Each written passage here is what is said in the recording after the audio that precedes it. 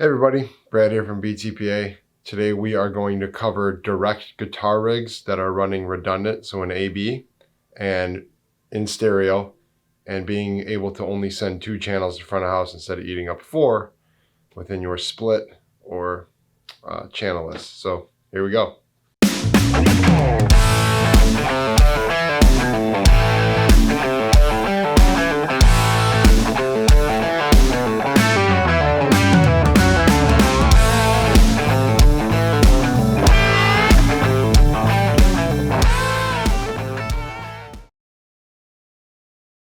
Okay, so to start, I guess what's a direct rig? We'll start there. A direct rig, is running your whatever you're using it within your instrument setup, your guitar bass setup, direct front of house. So whether this be through a DI box. Today we're covering modeling systems. Most of them have XLR outputs just for direct outs, and that's what people have been doing. It's a much more efficient way to tour, running those, and it's a consistent setup every night, and you're just running those 2 channels to your split. Well, a lot of people that are running these modelers, like the Kemper, Fractal, in this case, what we're covering is the quad Cortex. Again, this doesn't change the setup. It's just, obviously those are some modelers, there's the Helix, things like that. If you're running those direct, many people are touring with 2, an A and a B, just because if one goes down, that way they're covered on the road. So in this video, we're going to cover having that redundant setup from A and B, and a lot of people are wanting to run both simultaneously. So we're going to cover how to do that essentially, and only run if you're running stereo, only run 2 channels to your split or front of house, rather than guitar left, stage left and guitar stage right, eating up 4 channels a piece. This way you still keep it down to 2. So within these redundant guitar worlds, people moving to modeling systems on tour, they're also running redundant MIDI systems, for playback, but they're taking that a step further and running MIDI to control all of their patch changes, saving them from having a pedal board at their feet during the performance. Everything's mostly automated, saves a lot of travel weight, things like that. So when you're doing that and using an A and B switched rig, it adds another layer of complications, because you need that MIDI signal to hit both guitar rig A and guitar rig B, or the master and the backup, at the same time, because if you switch, it needs to be seamless is the overall end goal here. So that's kind of what we're going to cover, is how to set these rigs up so that when you switch from A to B, it's as seamless as possible. And there's essentially your A, your B, and your C way of doing it, and we're going to cover all of that. Okay, so the main thought here is that guitar rig A, whether it be Kemper, whatever they're using. In this, like I said, in this case, we're covering rigs using the quad Cortex. So guitar, Cortex A, the main is out. We got to switch to the B. Scenario 1 would be using your playback system to fire a MIDI command and swap everything, your input and your outputs, to B. That's scenario 1. Scenario 2 is using a MIDI controller to do that, to switch from A to B, still MIDI command, you're golden. And in that scenario B, it's maybe because the playback's down and you need to do that, So again, this is just covering all redundant scenarios possible. And C is the old school way, hit a couple switches manually and it goes from A to B. Again, the idea here, you don't have to swap any cables, because obviously that creates, more time and can cause a lot of other things as well. So option C is we're really screwed here, but it's still only hitting a couple buttons, and that's it. So to do this via MIDI, there are 3 really key pieces of gear that make this happen. And the one that narrows down the outputs of the quad Cortex is the radio Backtrack, which is this little box right here. And it's awesome in the sense that it can take 2 balance, or TRS XLR, because again, it's running direct. So you can run your input A left and right, your input B left and right into this, and then it's got your 2 XLR outs. So boom, that's it right there. On the front, you'll see it's got the Q select A and B and the input select A and B. And again, that's the input select A and B. You're selecting which Cortex is outputting that. So this is one of the main things to make the switching happen. Now the other thing is to split your guitar input signal to hit quad Cortex A and quad Cortex B, or Kemper A, Kemper B, main and spare. There's a couple ways to do this. One of them would be, if you could still get your hands on one, right at this point of making this video, they're discontinued, is the RJM Why Not, which is just a MIDI controllable ABY box. And that's great because, again, the MIDI capability in it allows you to make that switch from a computer, from a MIDI controller, without having to press any buttons and open up racks and things like that. So in sense, a MIDI controlled ABY, you can also get something that splits the guitar signal. A lot of people don't like doing that because of tone degradation, but it's still an option. The radio makes a bunch of ABYs, and you can just run with both on, because again, the outputs are the ones that are switched from A to B. So if you run the input with both of them on, the Y function, you really don't need the MIDI capabilities there. As long as your guitar tone stays intact and it's okay with you, then you're good, because that radio backtrack unit, that is what is doing the switching at that point. So you're good. You just need something to switch the guitar input signal to go out. So it hits both of your modelers, or whatever you're using. In this case, like I said, quad Cortex. It hits both units. Then the outputs are both ran to the A and B of the radio backtrack unit. So you, in a sense, you're done. But no, you aren't, because the radial backtrack unit does not have MIDI on it. If you'll notice on the back of it, it has this remote JR2 input, and that is just for their little foot switch, the JR2 for this. This is the key point of the video, is you can make this thing MIDI, and we'll show you how. So that's the third piece and final piece of gear that comes into play here. This is the Voodoo Lab control switcher. And if you're not familiar with these, they convert amp switching signals to MIDI. So like if you have a Marshall or something with a 2-channel amp and you want to control it via MIDI, you plug the 1/4 inch into this, and then your MIDI cable into your MIDI controller, and that's how it's done. So you're effectively doing the same thing, but with the radial signal. So you will need a Y cable to do this, an insert cable that's a TRS to 2 single TS cable, and that will connect this. The TRS end goes in this JR2 input, and the 2 TS ends will go into any one of these four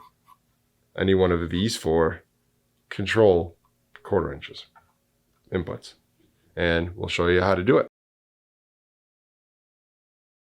Okay, so you got the TRS end, which goes into the JR2 input. Then you've got your 2 TS ends, which will go into whatever ports you want. We use 1 and 2 of the control switcher. Now, as you can see,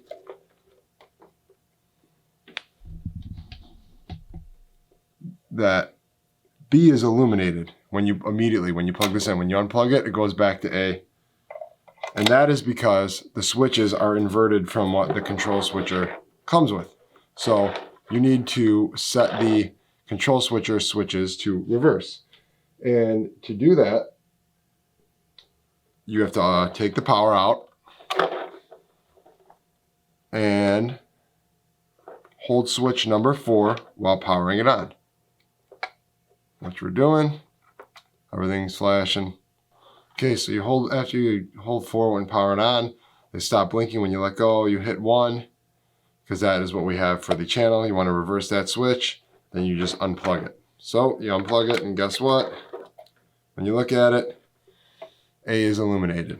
So now to program, when you program with your MIDI switcher, you'll notice right here that when you hit 1, it switches A to B, A to B.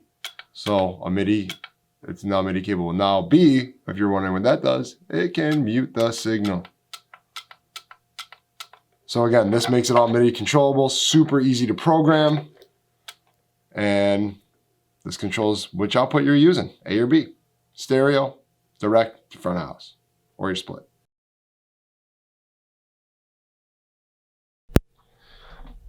Okay, so here's the type of rig we were talking about. You've got the main quad Cortex here in this pull-out drawer. In the back here, there's the Chalks DC7, which is providing power to this quad Cortex and a few of the devices up on top. Then on the second shelf, we've got the spare quad Cortex, another DC7 back there for powering this spare quad Cortex and some of the other pedals up top. Now, we'll talk about the gear that's up top here. We've got the Big Shot ABY, which is for the incoming signal. Back here, this blue device is the radio Backtrack. And then we've got the Voodoo Lab control switcher, which converts the switching from A to B, or main to spare on this Backtrack, converts the signal to MIDI. So, just a brief overview. This signal comes in from their wireless rack. It hits the Big Shot ABY. You can either run this with both inputs on, but if you feel it, sucks your tone or anything, you can just manually switch it A to B here, or you could use a MIDI controlled ABY box. For the sake of this rack, it was kind of a little bit overkill, especially for the price, so we stuck with this.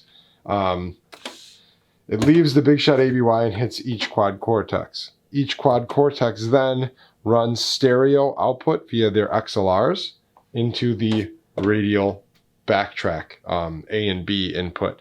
And what this does, it's stereo, so it accepts the left and the right from each quad Cortex, and then only has a single left and right output that are XLRs, which go to front of house. So this is what I was saying earlier. It allows the artist to run their main and their spare as full stereo, but still only take 2 channels up on their input list, which can be a pretty big deal.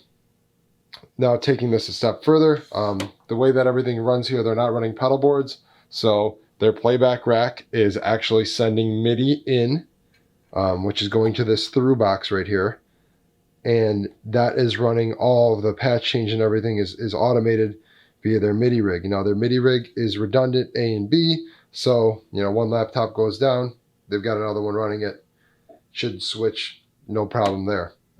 In the chance that those 2 options fail, we have and I'll show you the back of this rack as well, but we have a MIDI input that it's going from this through box to the control switcher here. And the radial Backtrack, which we showed you earlier, has that remote. So we use a TRS insert cable to go into the Voodoo Lab control switcher here, which has got the one switch is for switching from A to B, main to spare. And then the other one is just to mute the signal entirely. But this converts it to MIDI. So in the event that their playback goes down, their tech has a MIDI controller on hand and can just program it to hit a button and it'll switch, A to B right here. Or if you need to mute the signal for whatever reason, you could do that. And because of this Backtrack and being able to run on MIDI, it's essentially a C failsafe, is why you can run the ABY as both always on, because the outputs are being switched or gated or whatever. Anyways, so yeah, in the event that both playback rigs are down for whatever reason, there's the MIDI switching that's the tech has as well. And now I guess an option D, which if you ever find yourself in this situation, it must be pretty bad. If all of those things fail, you can manually switch here and you can manually switch here on the Big Shot. So it's pretty good. Now let's cruise around to the back and we'll show you that. And this just showcases the back of the rack, the guitar input. Again, 2 outputs only. Front house, you've got your MIDI and just a spare MIDI through in case your MIDI needs to go past this rack or chain to something else. USBs for the main and spare. Expression pedals from the main and spare. Tuner, power. We're actually, two of the guys in the band are actually running a small pedal board in the front on stage that just has an expression pedal and a tuner. The expression pedal is used to mute the signal, and the tuner is always on. I'm feeding from the tuner of this. So we've got a loom that's 100 foot long, which it's a dual expression pedal. So both sides of the expression pedal go to the main and the spare, so it can control both at the same time. There's a 4-pin XLR running DC power at 100 feet to power the tuner. And then this is obviously just feeding this tuner with signal. Anyways, thanks for tuning in. I really hope that this helps bring to light how to do this, because it's a really great way to ensure that your guitar rig is going to stay, ready for all your legs of your tour or gigs or whatever you're doing. But it's a great backup system. It's something that can be automated, and there's essentially 3 or 4 different layers of redundancy built into this. So hope you like what you saw. It'd be great if you could shoot us a like. Any questions, drop a comment below, and until next time, guys.